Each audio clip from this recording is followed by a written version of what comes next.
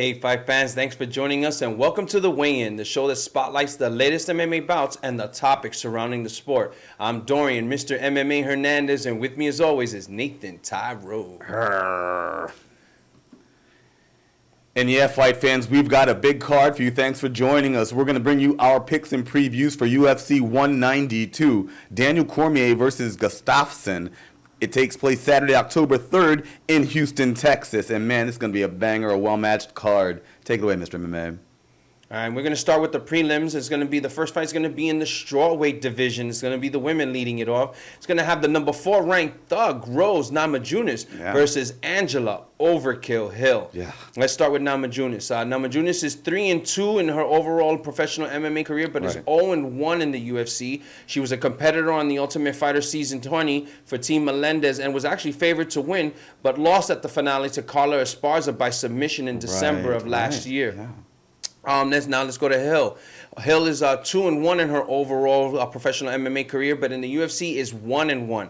Also a competitor on Ultimate Fighter Season 20, also on Team Melendez. So we're actually seeing two campmates here going at it, even though they're no longer. Yeah. But Overhill Kill was her last loss was in June of this year to Tisha Torres by unanimous decision. Yeah. But let's not knock out Overhill because even though her professional MMA career is only 2-1, she definitely has a prestigious striking background, 14-0 in Muay Thai amateur competition, 2-0 in pro. But my way in for this, I'm going to go with Namajunas. Hill is still a one-dimensional fighter fighting in an MMA cage. Don't get me wrong, kickboxing is also part of it, but grappling is also part of this sport too, and it's already been plainly apparent that that's one of her weaknesses.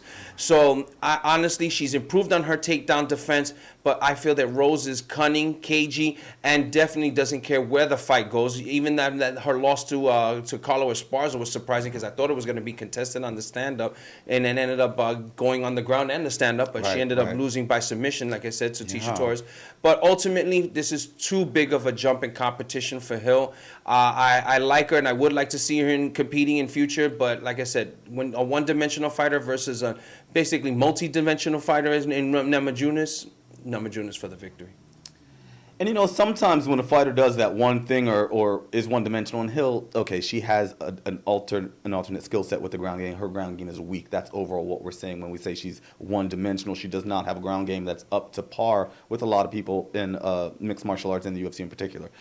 Now, a lot of people with a one-hit song or a one-trick pony can pull it off. If all you got is striking, sometimes a striker can really impress you each and every time. And I was on the Hill Overkill train. I thought that that's what was going to be the case. I thought that her illustrious career was going to allow her to really be dominant on her feet with these women in the UFC, and that wasn't the case. And boy, was I surprised at her last loss in June, right, Mr. MMA?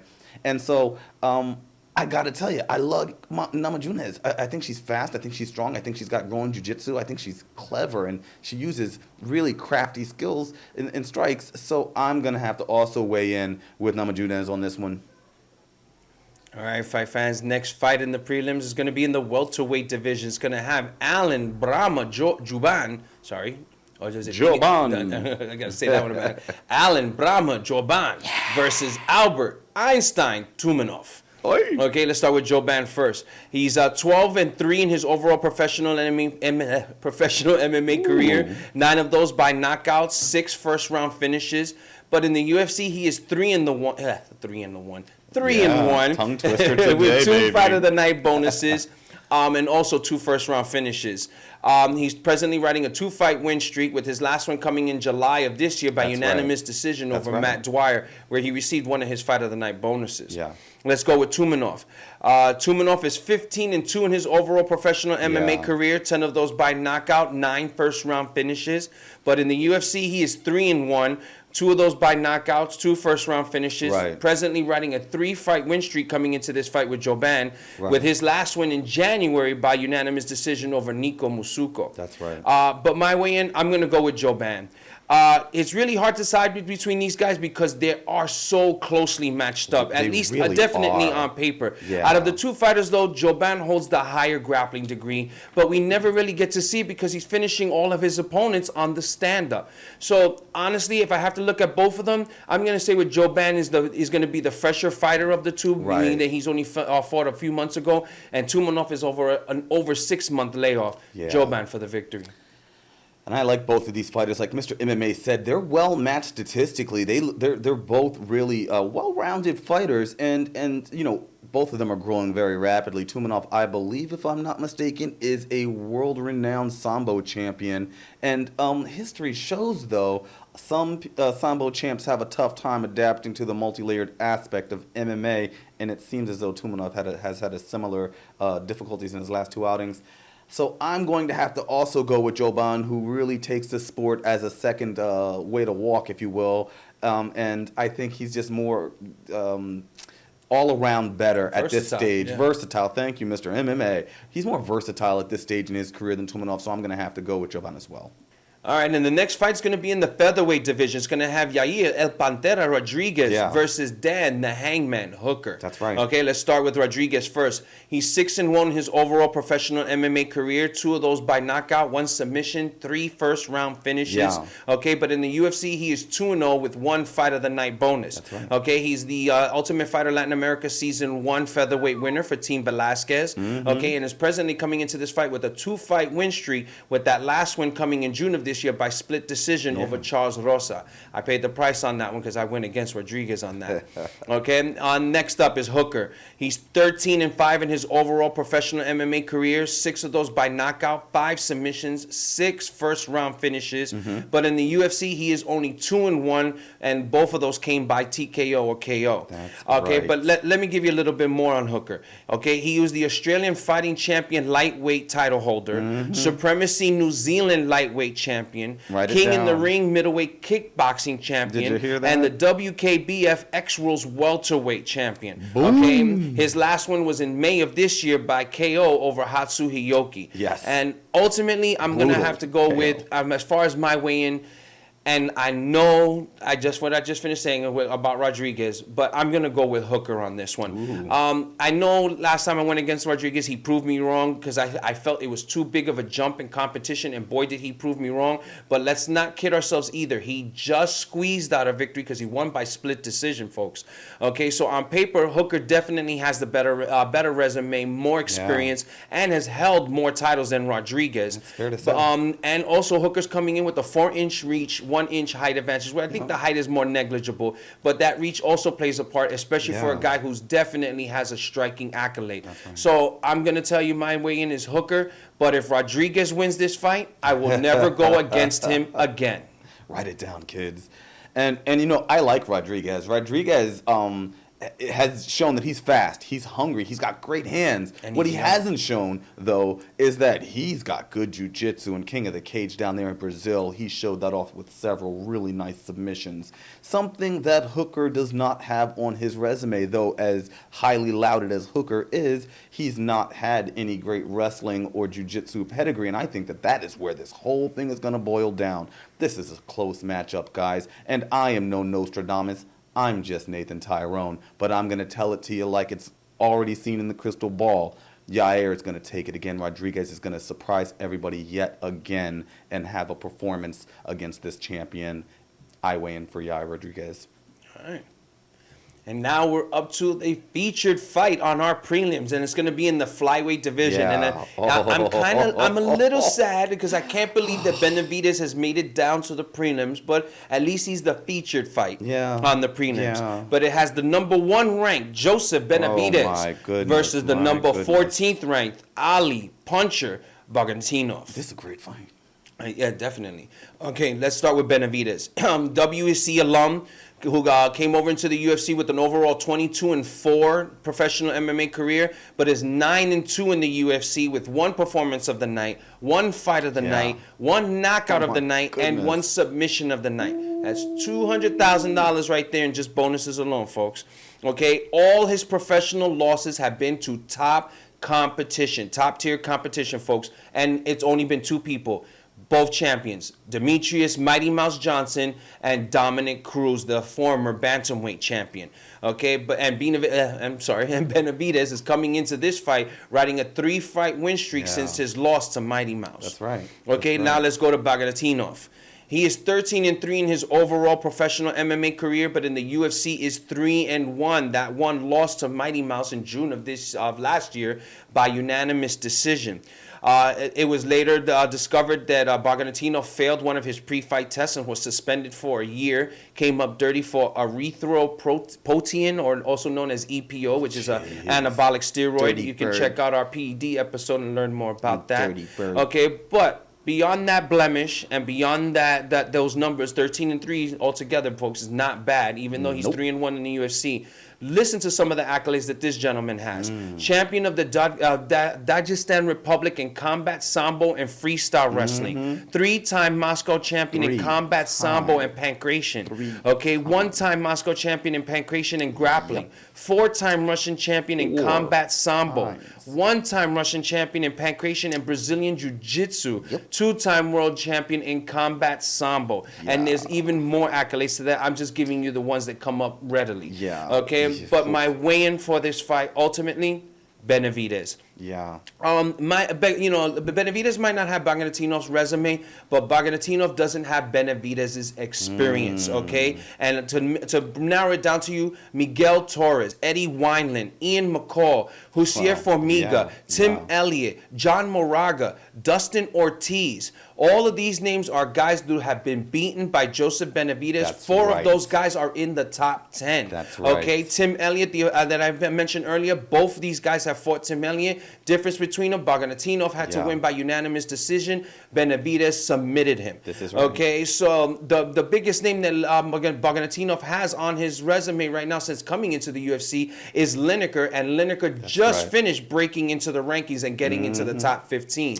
Ultimately, my way, and also why he's going to lose this fight, I feel that the PED equals lack of self-confidence. For a man with such of his accolades and such championships, and mind you, folks, even though it doesn't show up in the record books, and I had to talk to Big John McCarthy about this, since no matter what, majority decision of the fight was already decided by the judges that Demetrius Johnson won, that title fight was not ruled a no contest and was still ruled a victory in Demetrius Johnson's favor, even though Bagautinov failed the pre-fight test.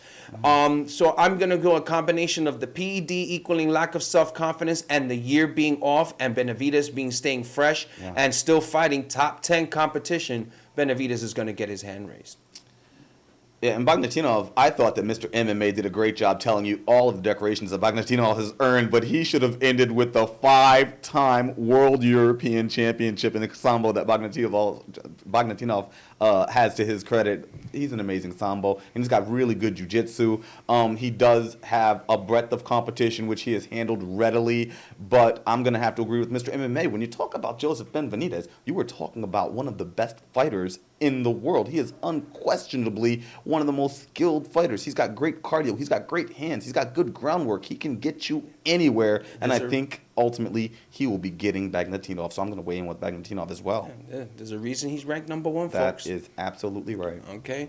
And now we're on to the meaty part of our evening, folks. The pay-per-view, UFC 192. Put your money where your mouth is. Once again, the women are going to start it off. That's right. It's going to be in the bantamweight division. It's going to have the number 6 ranked Jessica Evil Eye versus the number 12 ranked Juliana, the Venezuelan vixen, Pena. That's right. Okay, let's start with I. She's 11-3-0 with 1 no contest in her professional MMA career, but in the UFC is 1-2 with 1 no contest. That 1 no contest was a failed post-fight drug test that she came up dirty for marijuana metabolites, and later had the decision overturned, even though she was first handed the victory by split decision over Kaufman. That's right. Okay, but her last loss was in July of this year to Miesha Tate by unanimous decision.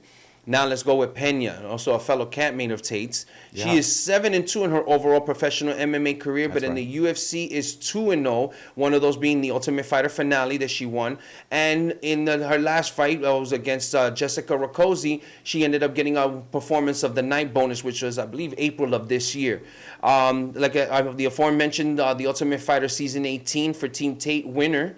That was of November of 2013, and she missed a whole year in 2014 due to a serious injury. So that fight that she had with Jessica Rakoczy was a very big and important fight, and boy, did she come out with flying colors. But my weigh-in for this fight, I'm going to have to go with Pena. Ai is still a boxer in an MMA cage. Okay. Her skill set has not evolved from fight to fight in any way, shape, or form to indicate that she even deserves to be on the roster, let alone competing with these women in the top 15. I think the only reason why she's even ranked 6 is because of how shallow the division is. Okay. She has become predictable and beatable. If not, if you don't believe me, watch that Miesha Tate fight. Okay? Wow. And ultimately, I have to factor in that Pena trains with Tate. So Tate's going to definitely hand down some pointers and tell her how to beat Ai and what the recipe is. And I do not doubt in any way, shape, or form that Pena will follow it to a T. Pena for the victory.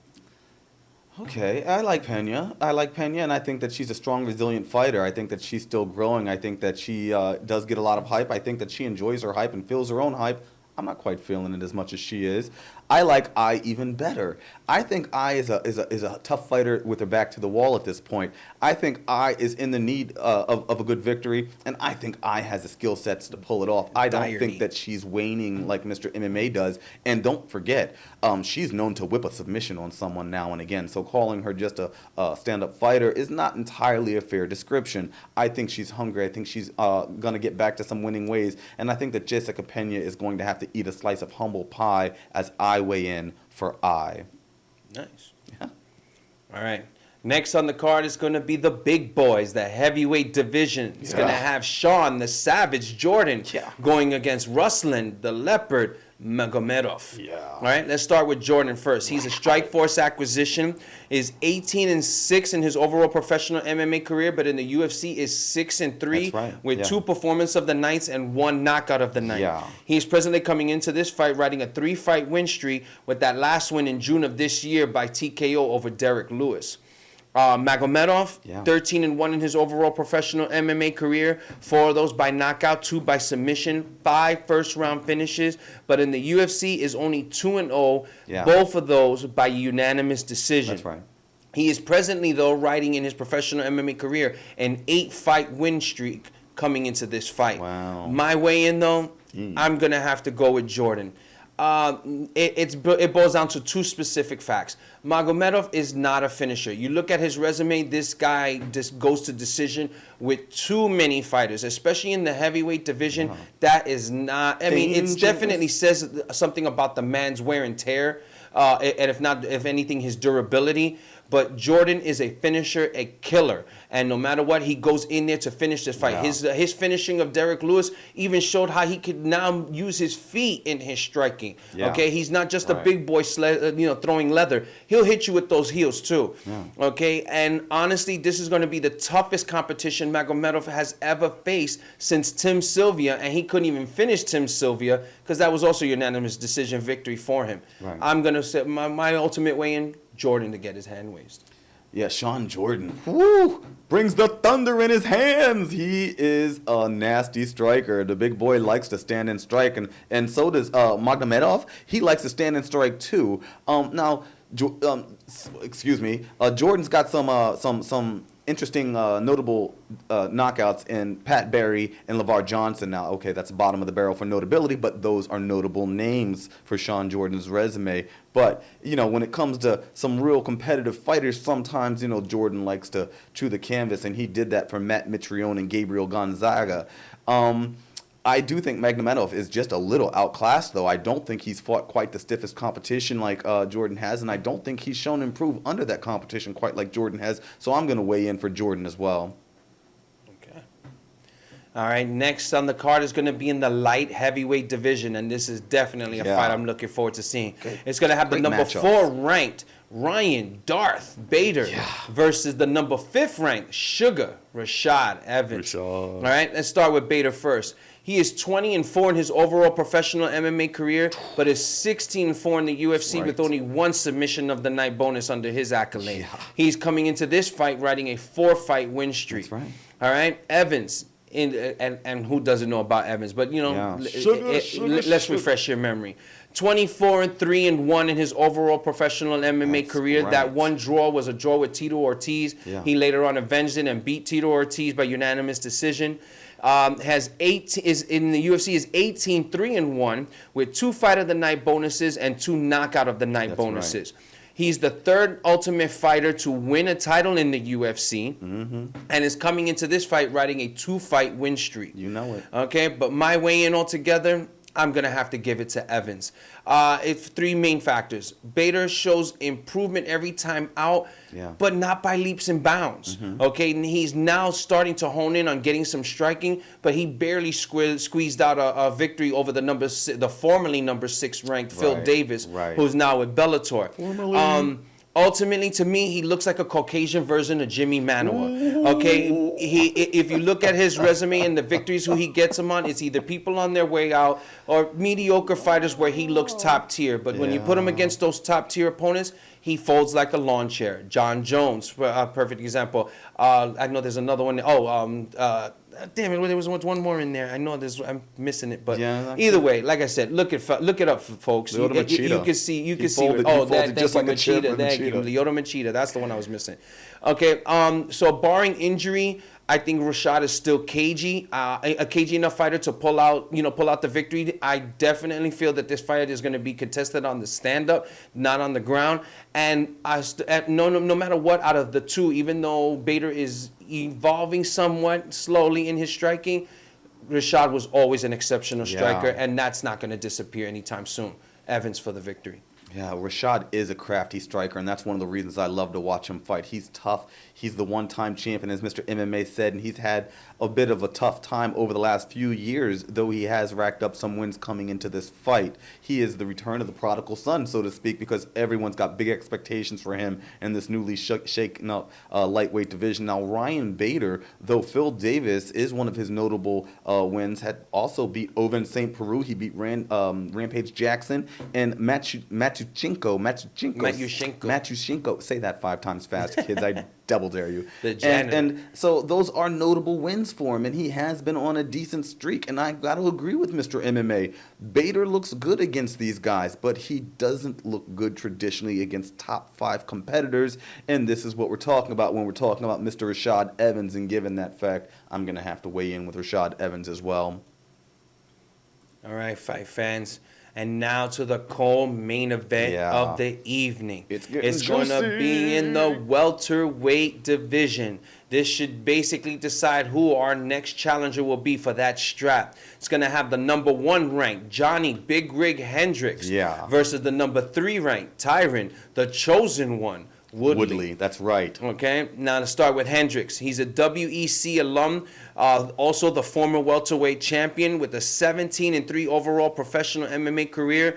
But in the UFC is 12-3 with 4 fight of the nights and 3 knockout of the nights. That's right. Okay, two of those 3 losses were title fights, folks. Okay, just keep that in mind. Write it down. Okay, and was on a 6-fight win streak until his loss to GSP. That's right. All right, now let's go with T. Wood. Strikeforce alum with a 15-3 overall professional MMA career, but in the UFC is 5-2 with 1 performance of the night and 1 knockout of the night. That's right. Okay, presently riding a 2-fight win streak coming into this fight. My weigh-in, I'm going to keep it simple, folks. I'm going to go with Hendricks. You never know which Woodley is going to show up. And this has been a big controversy with Woodley because he's been calling the fans bloodthirsty because people are always looking for the finish. He called you bloodthirsty. I mean, he categorized me with him. It's like his 3rd time using that word. That seems to be his favorite thing. But ultimately, I looked at his resume and I had to take a closer look because I almost thought that he was one of those type of guys that doesn't mind coasting and takes a lot of his fights to decisions. Really? But honestly, he doesn't. Even though if you really look at 2 of his last knockouts, they're not really knockouts. His win over Carlos Condit was more of a doctor stoppage. That was definitely more of a definitely. And my co-host feels that his knockout of Josh Koscheck was actually a flash KO and that the fight could have continued. Easy. So you bearing that into mind, like I said, I just don't know which Woodley's going to show up, and because of that, confusing factor, like I don't know which one's going to show up that night. I got to go with the guy that I know is going to show up and definitely going to show up to finish, and that's in Hendricks. The last thing is that this fight between these two is actually personal. These two have faced each other in wrestling competition in college, okay, and ended up in controversy where Hendricks was given the victory because supposedly T. Wood had bit him, bit him. you He know, bit him. but T. admits Wood it. claims that he was actually being fish hooked. No, there's documents where Tyrone admits it. Okay, It's on so video. so ultimately, I have to look at it as Hendricks is a finisher, where Woodley will coast if he sees that it's there and not hurt himself, just so that he can at least, you know, come out unscathed or decently unscathed to face in the next fight. Let's be honest, folks. It's the reason why he got skipped for a title fight and they gave it to Carlos Condit. Yeah. You cannot go and call us bloodthirsty. We want to see finishes. It's what we got into it. It's what you were doing in Strikeforce to make yourself notice and actually come over from the Strikeforce acquisition into the UFC. Otherwise, you would have gone bye-bye with a lot of your other fellow Strikeforce Tell brothers. him why you're mad. Okay, so ultimately, T. Wood, you need to get that hunger back, brother, okay? And stop with that bloodthirsty nonsense. And ultimately, you're going to take a loss on Saturday. I'm sorry. Hendricks for the win. You know, and I think that this is a well matched up fight. I think that both of these fighters are well matched. I like the idea that it's a kind of they've got history from 2005, the Big 12, and I think that Woodley is developing better than Hendricks. I think that Hendricks is at a point where he's got a great skill set. He's got a great wrestling pedigree. He's developed a hell of a striking game, heavy hands. And I think that Woodley is still finding ways to effectively develop in mixed martial arts. I think that skill set, especially if it were well-rounded, could give Hendricks more of a problem than I think it actually is going to give him, though. I think that Hendricks is better matched on the ground than Woodley. I'm sorry, Tyrone. And I think that Hendricks has definitely got heavier hands, and all he's got to do is put him on you. And he's had long fights where you know he can take a beating, and you know he can keep hitting heavy. And so I'm afraid I'm going to have to give it to the once champion Hendricks for the victory. All right, fight fans, and now to the main event of the evening. That's right. Okay, it's going to be in the light heavyweight division. It's going to have the present champion, Daniel DC Cormier, versus the number 2 ranked Alexander the Mauler Gustafsson. Okay, and let's start with Cormier. It's a Strikeforce alum with a 16-1 overall professional MMA career, but in the UFC, he is 5-1. 2 of those victories at heavyweight. The other 3 at light heavyweight. He's got 1 performance of the night and 1 fight of the night bonus to his accolade. His last win was in May of this year over Anthony Rumble Johnson by submission to earn the vacated, well, I should say stripped / vacated light heavyweight strap, and is now the present champion while John Jones handles his legal issues. Yeah. All right, now let's go to the Mauler. All right, he's 16-3 in his overall professional MMA career, but is 8-3 in the UFC, 4 by knockout, 2 of those by submission. He's got 1 performance of the night bonus under his belt and 2 fight of the night bonuses, and has won 7 of his last 9 fights. Yeah. Okay, but where does that put me in the weigh-in ultimately? I have to give it to Cormier. 3 simple rules. You can only run for so long in a 5-round fight, and Gustafsson is going to have to run. He is going to have to maintain spacing. He's going to have to stay out of the pocket, because the minute Cormier gets his hands on him, it's going to be the ragdoll show. Okay? And no matter what, you have to, like I said, you have to factor in it's a 5-round fight. Even though both DC and Gustafsson have seen those championship rounds, DC always looks better in those championship rounds, and he's already done it 2 separate times. That's right. Okay, and I don't even know. I can't remember if his Grand Prix win with Barnett went 5 rounds, but either way, like I said, he's seen deep water. He's definitely looked better in it, and I don't think Gustafsson can really handle what Cormier brings to the table. Hello, an Olympic wrestler who has done nothing but to hone in on his striking and truly become a mixed martial artist in this sport. Yeah. So if you had to also compare as far as striking between the 2 of them, I feel that Cormier will do more damage with his striking than Gustafsson when expect Cormier to get his hand raised. Yeah, this is going to be a good fight too. And you know, I always give Gustafsson a hard time because I feel like he is an engineer on the hype train. I always say crazy things like, "Oh, he's never beaten a top 10 competitor," but that's not entirely true. So I'm going to eat a little crow for you here, Gus. I know that you beat Thiago Silva. I know that you beat Matt Hamill, and I know that you beat Mauricio Rua, an older Mauricio Rua that is not in his prime. but those guys are never going to be champions anymore. Those guys are not top 5, and he's never even come close to beating a top 5 guy. He's eaten it from Phil Davis. He's eaten it from John Jones. And let's be honest, when you talk about Daniel Cormier, as much as I don't like him or didn't like him, I don't know how I feel about Cormier. I like Cormier as a fighter, but his mouth gets on my nerves. As much as that happens, he is the king of the grind, and he is the reigning heavyweight champion, and he is a man with unquestionable skill sets, as Mr. MMA said. So I'm going to agree with Mr. MMA and say he is going to have his hand raised against Gustafsson on this Saturday, October 3rd, and the hype train will be officially over for Gus. All right, fight fans. Well, those are our picks for UFC 192. Make sure to follow me on Twitter and to live tweet with me during the events on the Weigh In MMA and on Twitter. And always look for us on Facebook. Let us know what you think. Let us know who your predictions are. Yeah, we really appreciate it. Thank you guys so much. With this fledgling podcast that we're trying to bring to you, trying to entertain you, we're having a lot of fun, and we love it when you talk back to us. So don't forget to click subscribe, leave comments for us in the comments section, and go to our Facebook at The Weigh In MMA and give us some feedback and live tweet with Mr. MMA during all major UFC events. At The Weigh In MMA. He talks to the fighters, he talks to the coaches, he talks to the fans, and he wants to talk to you and hear what you've got to say. Thanks for joining us. We'll see you next time on The Weigh In.